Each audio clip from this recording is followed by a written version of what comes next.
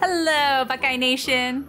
My name is Lisa, and I'm the gal behind Buckeye Football Fangirl. You guys, this week might just be one of the best weeks ever. We have both a primetime showdown against Penn State and Halloween in the same week. To celebrate, you might have already noticed things are a little different around here today. I've got to be honest, I never did much to celebrate Halloween as a kid growing up, but ever since I had my son, it has become one of our favorite holidays. In this week's show, we're going to take a super quick look back on that glorious win against Indiana, take a look at this matchup that we have against Penn State coming up, and have a little Halloween fun. So you're going to want to stay tuned.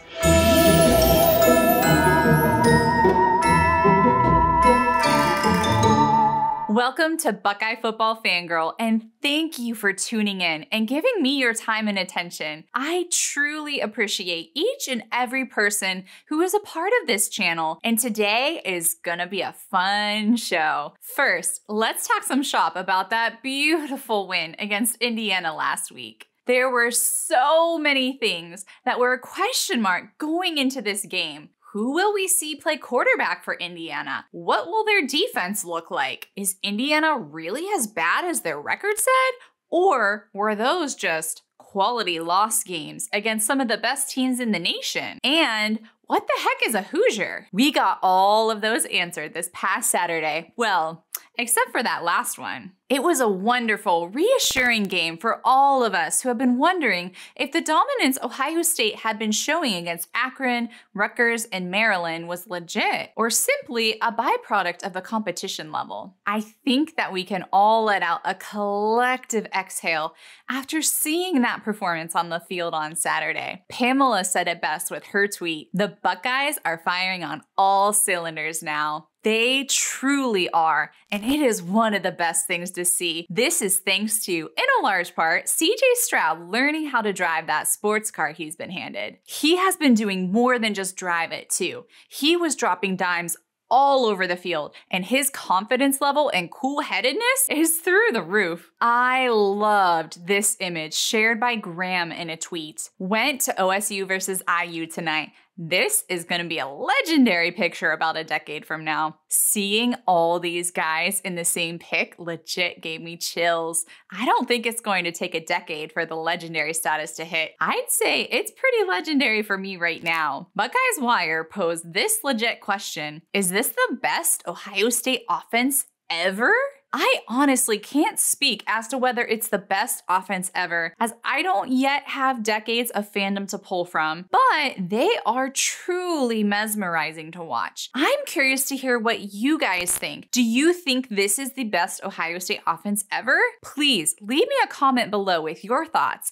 If you think it's the best, say so, and if there's been a better one, drop a year and some names into the comments. I love reading and interacting with your comments, so please light it up below. I do agree with TFE Mike's tweet. This is an embarrassment of riches. Don't matter which QB, which RB, which wide receiver, which offensive lineman, etc. They just gonna dominate. They absolutely dominated in that Indiana game too, and the Victory Bell made an interesting observation about this dominance. Ryan Day grew his beard out, and Ohio State has gone supernova ever since. Now, I can't give all the praise just to the offense and Ryan Day's beard. I have to give a major shout out to our defense as well. They have been holding it down. Now, I can already hear that it's just Indiana. They were down their starting quarterbacks, but I think that our D has been finding their rhythm. As Patrick pointed out with his tweet, coming into tonight, Indiana's offense averaged 340 yards per game. Tonight, they managed just 128 yards of total offense. That's a pretty great stat for them to hang their hat on. There were tons of great plays by our defense,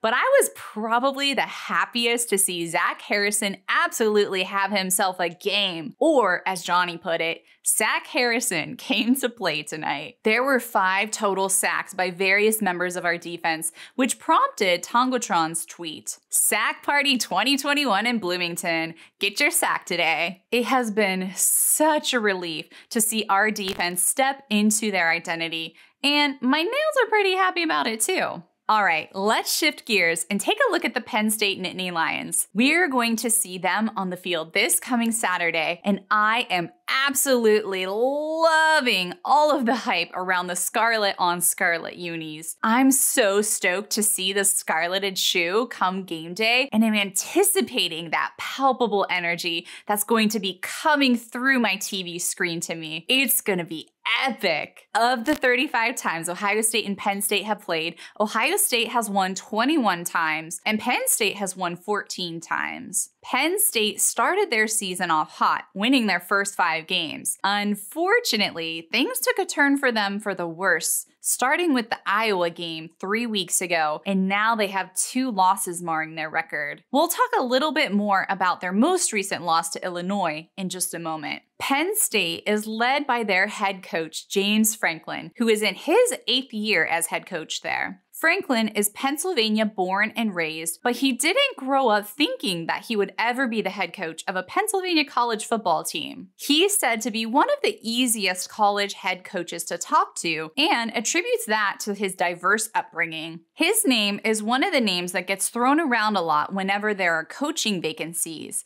the USC and LSU openings being some of the most recent. When it comes to the quarterback situation at Penn State, this one is a little bit up in the air. Unfortunately for the Nittany Lions, Sean Clifford, their starting quarterback, went down with an unspecified injury during the second quarter during their loss against Iowa. Clifford was reported to be back to practicing last week and then surprised everyone with his appearance versus Illinois this past weekend. He seemed to have limited playmaking capabilities during the Illinois game, not being able to run the ball as much as he has in previous games. Coach Franklin defended his decision to play him due to his belief that Penn State had the best chance to win playing Sean Clifford. Unfortunately, Penn State did not do that on Saturday. They lost to Illinois after a game that went into 9 overtimes. 9 overtimes, that's crazy. If we see Clifford on the field this weekend, you should know that he's an Ohio guy, originally from Cincinnati, Ohio. He's been a functional quarterback for Penn State, and this is his 3rd season starting. Last year, our defense made him see ghosts. So if he is the starter again on Saturday, I'm really hoping for a repeat of that. Sophomore quarterback Taquan Robertson replaced Clifford during the Iowa game after he was injured, but he struggled heavily and wasn't able to help Penn State secure the win. Before Clifford was named the starter ahead of the Illinois game, freshman quarterback Christian Valou was reportedly splitting practice reps with the ones with Robertson last week. As of when I'm recording this show, it's a big question mark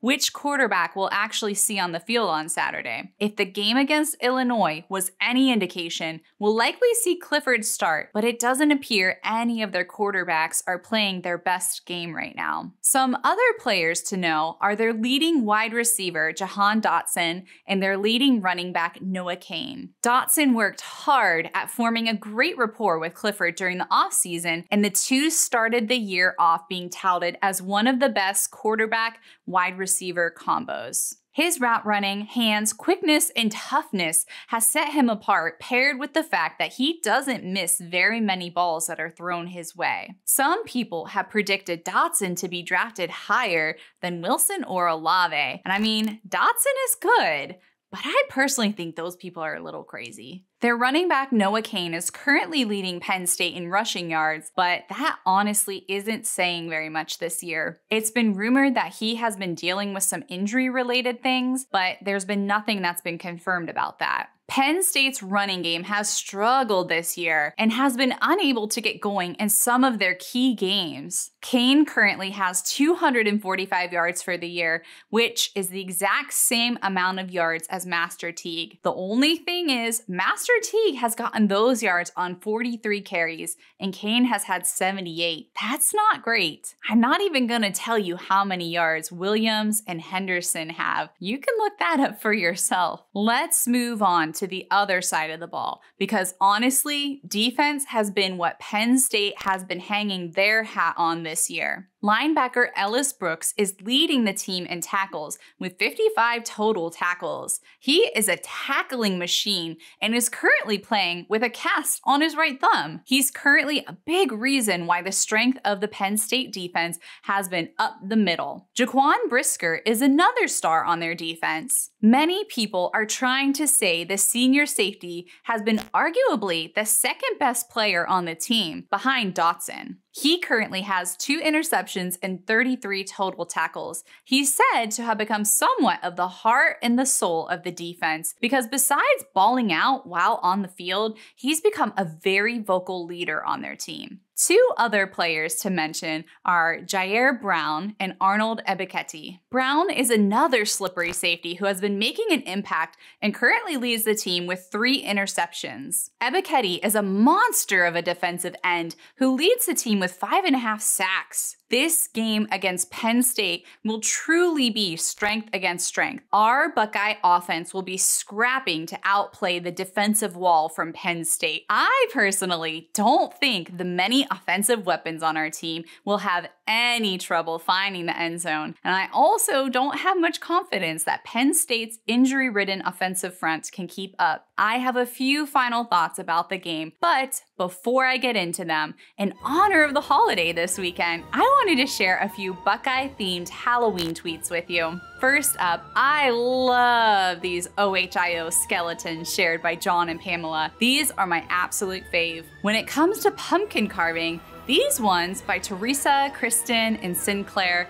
are just phenomenal. Honestly though, this epic masterpiece of Brutus by squash carver Gus Smith-Heisler takes the cake. All I have to say is wow, just wow. Look at that detail. However you spend your Halloween, I hope you all have a frightfully spooky holiday. All right, I have a few final thoughts before wrapping things up. This first one tweeted by Don. I don't care that Penn State lost today. It's still going to be a big one next weekend and our toughest game since Oregon. I'm super stoked for this game coming up because it will be the toughest competition that we face since that devastating loss. I can't wait to see our team and the entire shoe Scarlet it out. And I can't wait to watch this amazing team play, which leads me into this tweet from Tom. Look at how special OSU is this year. Enjoy it. I'm definitely enjoying it and plan on continuing to enjoy it. And I hope that you enjoy it too. It's so much fun watching these young Bucks ball out, and it has been mind-blowing to see what they can do when firing on all cylinders. It's gonna be an epic game on Saturday. Let's soak it up. Happy Halloween, and I'll see you on the other side of the game. OH.